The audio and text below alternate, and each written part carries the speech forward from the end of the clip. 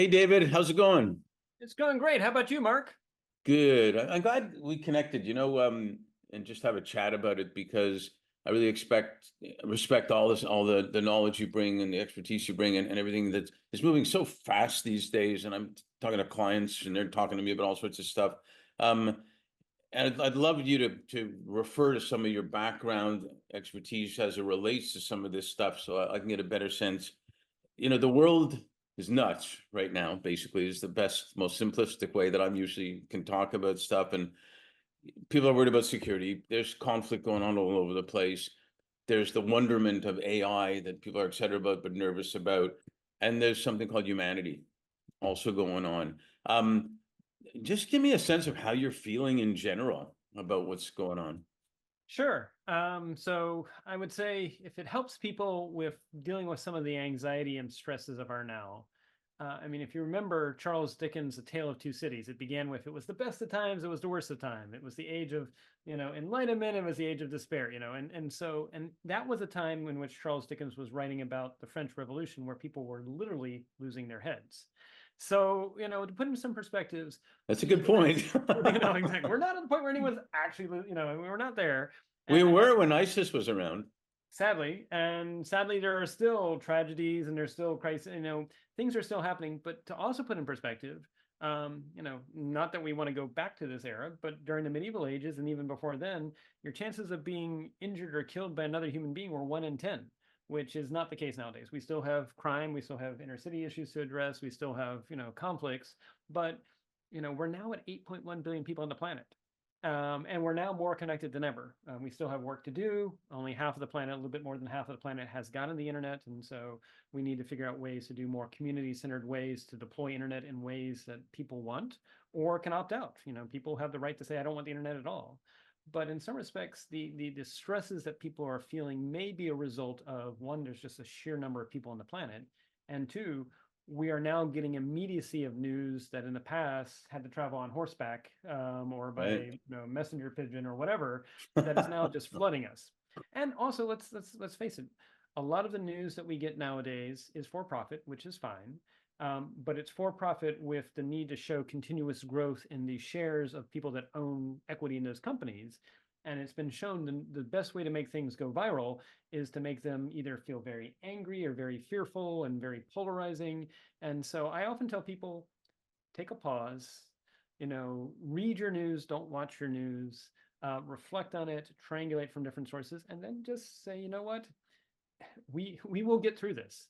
It doesn't mean you assign responsibility to someone else to figure out how to do it, but find something in, whether it's your advocation or your vocation, in the work that you do or the work that you do on the side, or things you care about, to make a small positive contribution for somebody else. It's been shown that'll make you happier. And I Right. think if all of us on this planet figure out ways to help others beyond ourselves, that will create a force multiplier effect that will move things forward. Yeah, that's brilliant. I've always found that well, I don't know if I've ever been depressed per se, but I've always found if I'm sad or just disaster or whatnot, just literally doing something for a social profit or doing something like that does change everything. So I want to talk about how it affects business people, but you made me think of something right there. When you or an executive goes home, and after all these conversations we have, and you hear people saying, I don't want to have kids, I don't want to bring them into this world. And you have a young, beautiful son. Mhm.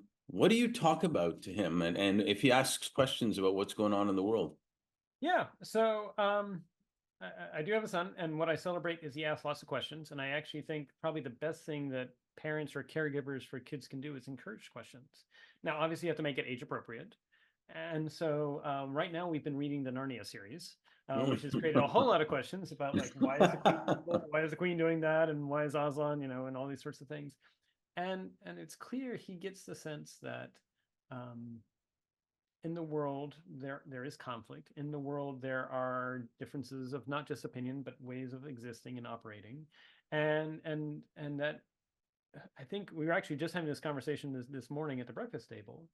um, that what distinguishes, what I would say, a ideally, when you look back at your life, a better life, and I mean better not in the sense that maybe you didn't get fame and fortune, but you did think of others other than yourself, sort of like what you were just saying, and so I say, why is Aslan, encouraging what he's encouraging? He's trying to encourage people to not think of them in terms of selfishness, or trying to think about selflessness and helping others. And so, for a 7-year-old, I think that's completely age appropriate, and I don't have to go into other details. I think in the world we're in, we're bombarded with so much. And I look back at my career, and I look forward to having these deeper conversations with my son when he's older.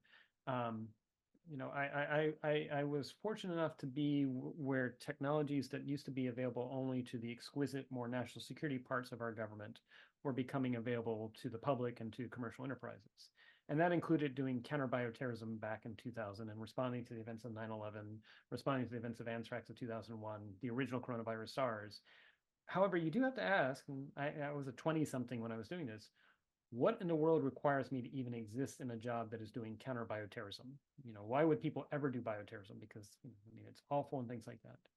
And it gets back to why we're in this world we're in now, is that there are some people who feel like they have no other option other than to create either fear, anxiety, or anger to get their ends. And while I don't condone that, I don't support that, I also think that we need to recognize at the end of the day that there are lots of conflicts going on, and there's lots of power struggles going on. And if we take things to the balcony, like you said, there's this thing called humanity, and we all matter. And so what can we do to create a big enough tent of compassion, even if we don't condone the person that is a bioterrorist, or we don't condone the person that is doing active disinformation to hurt or marginalize certain people, or things like that, and find ways to ideally offer them better paths to more effective ways of disagreeing and trying to meet their ends, as opposed to ones that are asocial or actively hurting society. Yeah, it's I'm going to take a step here to the next age group, because I talk to a lot of kids. I've always talked to a lot of kids, but I've been talking to more kids recently who are doing stuff. And for example, there's a 12-year-old, African American young girl from Liberia, now moved to California. She got bullied as a kid. Speaking of people doing stuff, and so she started doing research and found out we all have melanin in our body, and people get different colors. And she asked, like, well, we're all human. I don't understand this at 12. And then she did some more research, and she decided at 12 to ask her parents for a little tiny bit of money. And her sister helped her start this skincare company. And her goal was to help kids be empowered in their own skin. And it's interesting to hear, because you're saying to be interested in more people, care about other people. There's a 12-year-old saying, I'm going to help other kids be okay in their own skin, etc. And that's where you want all that to develop from. So when they go to their 25 or 30 or 35, and then they tell their kids how to be, type of thing. Pretty cool, huh? Very cool. And I think what you just pointed to is, if you see something that you disagree with, or something you think is broken or not right, instead of saying someone else needs to fix it, find a way to say, what can I do? Can I? And I think this is partly the challenge of our era, is because of the internet, 24/7 news and everything like that, we are being bombarded with what we feel are just so massive problems, whether it's climate change, like you said, systemic racism, concerns about equities, and the fact that COVID's not been a fair recovery for everybody. Some people are as good, if not better off, and other people are worse off. Right. All these issues. I think it can be very easy for people to say, that's just overwhelming, and just shut down. I'm just going to be focusing on myself, because how can I ever make a difference on any of those issues? But I think that actually makes us even more detached and polarized, in some respects tribal, as opposed to saying, look, I can't solve everything. I also have to provide for my family, but can I begin to take a journey of something like this? I mean, where the 12-year-old said, I want to actually create something that actually makes people feel comfortable in their own skin. And they took something that could have been a case of where the bullying could have made them a victim, and they said, no, I actually want to be a survivor of this. I actually want to thrive from it. And so if there's anything I wish that we could actually do, is try to create environments where we're not fostering what I call learned helplessness, where people just feel like it's just so massive, that climate change is so big, and they say government needs to fix it, or if only the tech companies could do something, or something like that. No, at the end of the day, it's all on us. And it's not about necessarily getting angry. It's about building the future, however small or however big that is. And so that example is wonderful, because it was a case of They took something that could have been hurtful and probably, I mean, sadly was hurtful, but they conveyed it into something that actually created positive ends. Yeah, and I think her as the CEO of her company, the CEO of the bigger companies, I think a lot of times have that also, especially founders that have their expertise in let's say something medicinal or a product or whatnot. They know that so well, but they don't know the whole gambit, and AI is being shot at them, and you could feel so overwhelmed that you do nothing a lot of times too. And how am I going to keep up? And competition's fierce. Companies go global so much faster because of all that. And then they're thinking like the little girl, but I want to do what's right also. How do you see executives dealing with that, especially with AI? Yes. Well, and so it points to, well, especially with AI. So you made it really fun. So the first is obviously, to have a sustainable enterprise, a sustainable organization that's going to tackle some of these issues, you've got to have fuel in the tank. And so that is a responsibility of the CEO and this responsibility of the C-suite to think about how at least revenue is going to come in so we can tackle things. The challenge is, of course, if you start offering off shares, now you have the challenge of your shareholders may be not necessarily along for your mission. They may be along simply because they want to see maximum return on their shareholder investment. And so that can quickly turn a company into, we wanted to get enough fuel to do a mission-centric approach and have enough fuel to do well and also do good in the world to now we're trying to be, some people use the word paperclip maximizers, that we're just trying to get the biggest bang in the buck, even if we're not making the difference in the world. And so that's why I see a lot of places choose either to not do massive outlays of shares or not go public, because once you do that, it does change the name of the game. And again, Yeah. nothing wrong with people that choose to do that. That's fine. There's a value in that, but you have to recognize what it is. And you have to have a solid enough, almost like compass, not just within yourself, but within your key leadership group. And it really means leadership in the sense of true leadership, not management, but leadership where you're willing to step outside of expectations. You're willing to actually do things different, because otherwise you'll lose that. And so I think for CEOs in AI makes things difficult because there's a lot of right now, like any new technology. I mean, I'll actually go back and when the radio came out in late 1920s, they said this is going to be the best thing. It's going to create, every world leader is going to talk to each other on a daily basis using radio. It'll alleviate misunderstandings. There'll be no wars. This was in late 1920s. Oops.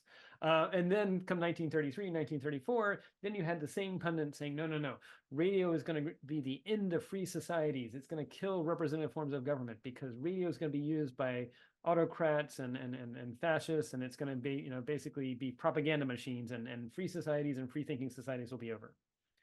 Well, about 90, 95 years later, I don't think radio has either brought about complete world peace yet or destroyed the world. And you see the same sort of punditry about AI, that AI is either going to be the best thing since sliced bread, or it's going to somehow be existential doom. And you've also got a lot of people saying it's going to displace a lot of jobs. No doubt it will create some job displacement, but it does not seem that it's going to be a net overall job destroyer. Certain jobs that were rote and repetitive, yes, those will be, probably replaced by AI. But that was going to be happening already with automation. Right. If you look at what happened with computer animation, when computer animation first rolled out, again, pundits came out and said, oh, computer animation, it's going to mean that, you're not going to need humans anymore, that computers are going to draw everything. And now the field of animation and computer animation is 10 times the size of what it was when it first came out, and it's growing at double-digit percentages per year. And so I think, if anything, the care and feeding of AI, whether it's the data curation, the data science, or actually, I keep on saying we need people that actually can do what I call AI deployment empathy or deployment empathy, that when you roll out the AI, you think about what does that mean for the workforce? What does that mean for your customers? What does that mean for communities? How do you have an always be learning environment, always be learning environment with these groups? Because AI is not steady state. It's not like an IT system where you roll it out and it's always going to perform as intended. It is always going to be non-deterministic, and it might be working fine until day number 91 when it does something odd and you want to respond to that.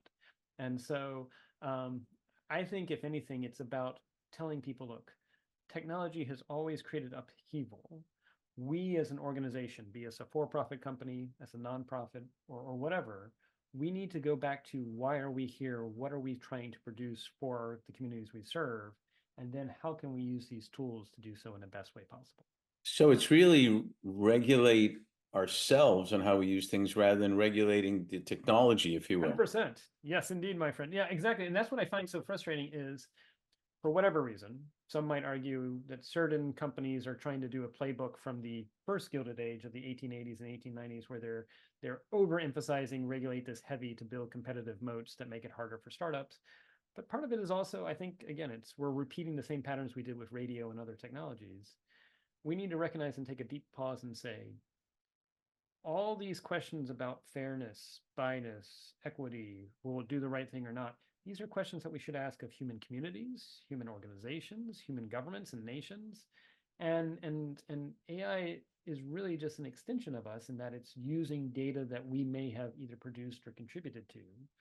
I do think if there was one thing I would try to push forward for the next 6 to 12 to 18 months ahead, is we need to unlearn a really awful metaphor from a decade ago, which was somehow, there was the metaphor that data is the new oil. And I'm like, oil, use it up, it's gone. Data, use it, it's still there. And if you involve people associated with the data stakeholders, they actually can refine it, they'll fix errors, they'll actually create better data, more data. And so actually companies that somehow learned the wrong lesson a decade ago of hoover up data, hoard it, don't explain where you got it, keep it opaque. I wish we could unlearn that as quickly as possible and say, no, involve the communities, explain, give them choices, actually figure out some relationship, almost like a cooperative, a data cooperative between the people that are producing the data and then are using it to actually train an AI system. So they actually can be, I'd love to see cooperatives of artists or musicians or other people contributing their inputs to an AI in return for equity in return. But it's at their own terms as opposed to being told after the fact that we may have used your data with or without your consent. Yeah, that kind of brings me a little bit to a couple of things. They just had showed this thing about Al Michaels. They're going to be using an AI generated Al Michaels for the Olympics. But they got his consent, and he said yes. They're right. Exactly. Yes. Exactly. And he's probably getting paid pretty good at the same time Yes. for it too. But yeah, it's interesting. I was recently talking to a few people, including Stephen Ibaraki, about he talks about the collective brain and how all these things coming together. And I started chatting about Star Trek because I talked about Star Trek to someone else, and I had a personal connection with Star Trek. Number one, I love the show, and number two, Captain Kirk was originally from Montreal, so that was big too. There you go. But they had flip phones, they had everything, right? The imagination's there. They had one show. Well, they had two shows. One was related to the collective brain, where they landed on a planet, and all there were heads on podiums running everything, Right. and it was going well, type of thing. The most negative one they had, and I had this conversation not only with Stephen but another executive, was if countries are at war, those two countries decided they're at war, but they still wanted to be at war, but they didn't like the destruction and the blood and everything. So if on the computer they bombed that area, and that was the area, and they designated who was in the area at the time, those people had to go to a chamber or something and die. And it's really scary stuff. And yet, if you think about it, who knows if two leaders of countries would say, well, we're still at war, let's just do it more cleanly. That's one of maybe the more scariest things. Well, and again, I mean, yes, and let's think right now. I mean, separate from AI at the moment, we are in a world in which the nature of conflict has changed, and conflict has always changed. I mean, we talk about this thing called humanity, and this thing, us humanity, we do amazing things, we do wonderful things, but we also do awful things too, and at an individual level and collective level. And it's not unique to our species. I mean, you look at what chimpanzees do.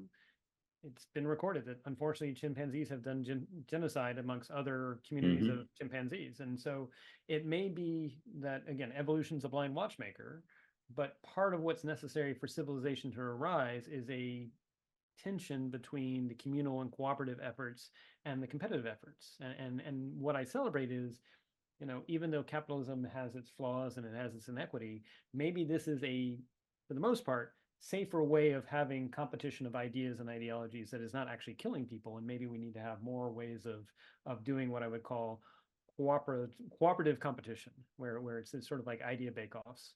But I agree. We are in a world in which we're now the nature of conflict has changed from what was World War II to the Cold War era and the scare of nuclear bombs. And now it seems to be gray zone conflict, which is never really at the threshold of it's a clear act of war, but it is confusion, ambiguity, disinformation. It is things that possibly compromise your cybersecurity systems or throw disinformation into your free society. And we will need to navigate that as well. Well, at some point, and I know we can go on and on forever, but at some point, um, inclusion and getting to know each other, as simplistic as it sounds, is and people belonging. I have a friend who's starting an ESOP fund so that it would only be companies where everybody, like you said before, had a stake in it.